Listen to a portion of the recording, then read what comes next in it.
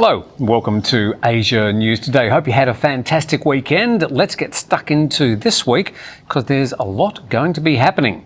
Well, the latest from the crash site of the Boeing 737 in southern China, more threats from the Burmese Junta, one of the largest cities in the world heads into a COVID lockdown, and vanishing glaciers in Indonesia. Yes, Indonesia. All that and a whole lot more on Asia News Today. Because we're YouTube, please subscribe to the channel and click the like button if you enjoy the video.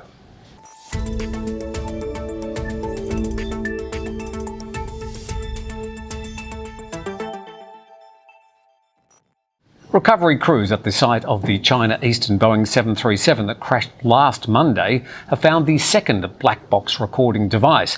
This time it's the flight data recorder after the cockpit voice recorder was found last Wednesday.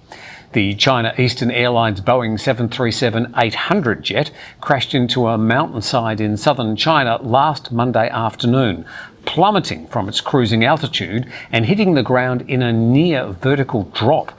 Whatever happened was at about the same time when the plane would have started its descent into Guangzhou. Flight MU-5735 with 132 people on board was travelling from the southwestern city of Kunming to Guangzhou. Meanwhile, more than 10 kilometres from the main crash site, a Chinese farmer found what he suspects is a piece of the aircraft. The potential find indicates the challenges investigators face as they piece together answers as to why the 6-year-old plane plunged from the skies. According to the official rescue team, the piece found by the farmer is about 1.3 metres long and about 10 centimetres wide. Investigating authorities are yet to confirm that the remote plane parts have anything to do with the China Eastern flight. The plane was not one of the new controversial 737 MAX jets, which nearly brought US plane manufacturer Boeing to its knees following 2 fatal incidents caused by faulty software called MCAS. That's the Maneuvering Characteristics Augmentation System. Days after human rights groups published an extensive report accusing Myanmar's junta chief of targeting unarmed protesters with a special hit squad of snipers, the Burmese chief has vowed over the weekend to annihilate opponents of the junta. Saturday was the anniversary of Myanmar's most violent crackdown on pro-democracy protests. The army chief says the Burmese military will no longer negotiate and annihilate until the end groups fighting to end its rule. The violent crackdown 1 year ago killed 163 protesters, according to a local monitoring group. The protesters had been demonstrating against the junta that ousted Aung San Suu Kyi's government in the February 2021 coup. Since the coup, authorities in Myanmar have killed over 1,700 people, according to international monitors. This week, 2 human rights bodies accused the junta chief of creating a special squad that deployed snipers to kill unarmed protesters.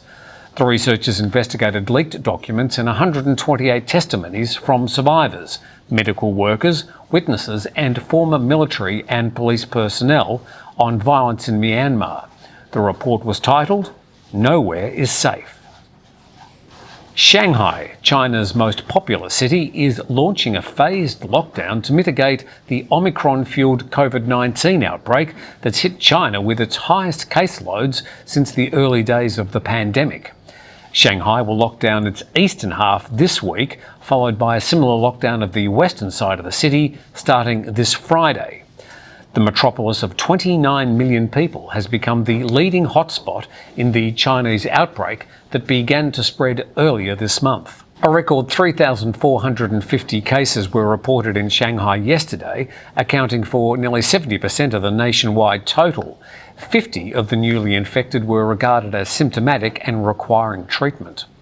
Although the infection numbers remain insignificant when compared to other major countries, the cases are China's highest since the first weeks of the pandemic, which initially emerged in the city of Wuhan late in 2019. Millions of residents in affected areas across China have now been subjected to citywide lockdowns. Good Morning Thailand gets up to 80,000 viewers per week, and we'd like to weaponise our audience for you.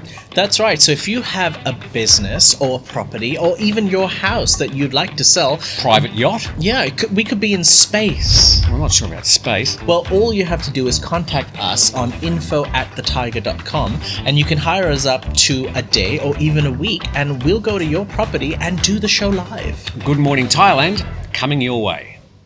Something we don't hear much about, glaciers in Indonesia.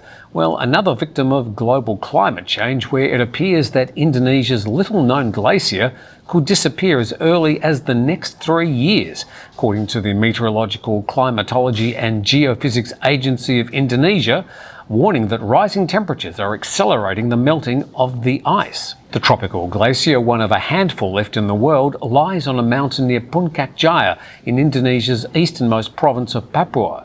It's undergone a rapid loss of ice coverage and thickness over the past 2 decades, and now expected to see snow completely disappear from the mountain in just a few years' time. The Papuan Glacier is one of the few remaining tropical glaciers, the others located in South America and Africa.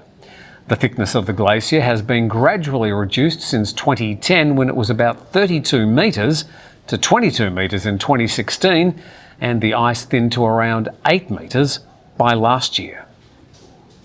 The Philippine Coast Guard has reported another close-distance manoeuvring incident by a vessel from the China Coast Guard during a patrol in the West Philippine Sea on March the 2nd. The Philippine Coast Guard says the incident occurred while one of its ships, the BRP Malabrigo, was patrolling the area of Scarborough Shoal, locally known in the Philippines as the Panatag Shoal. The Chinese Coast Guard ship is alleged to have conducted close-distance manoeuvring as close as 20 metres to the Filipino vessel, saying the manoeuvre was a violation of the 1972 international regulations for preventing collisions at sea.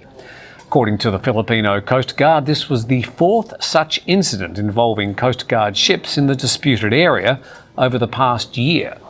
It's unclear whether the Philippines has so far lodged an official diplomatic protest over the incident. China, which has sweeping claims in nearly all of the West Philippine Sea, claimed control of the disputed shoal in 2012, prompting the Philippines to seek international arbitration. In 2016, the Permanent Court of Arbitration in The Hague invalidated China's sweeping claims, but China continues to disregard the ruling. And cherry blossoms have reached full bloom in Tokyo and the Fukuoka Prefecture. The blooms of the Somei-Yoshino species have come to full bloom, the first to do so in Japan this season, about 5 days later than last year. Municipalities that operate large parks, well known for cherry blossom viewing, are welcoming visitors, but with COVID-19 restrictions and social distancing in place. The annual blossoms are a major attraction for international visitors every year, but Japan tourist authorities say there's been limited response for foreign travellers to see the blossoms this year. Well, that's the main stories from around Asia over the past 24 hours or so. Thank you very much for watching, and please click the like button and subscribe to the channel. You can also perhaps even buy some of our merchandise. You can go to thethaiger.com/shop. There's also plenty of other news there, mostly about Thailand and also Southeast Asia. But thank you for watching. We look forward to seeing you for another Asia News Today tomorrow.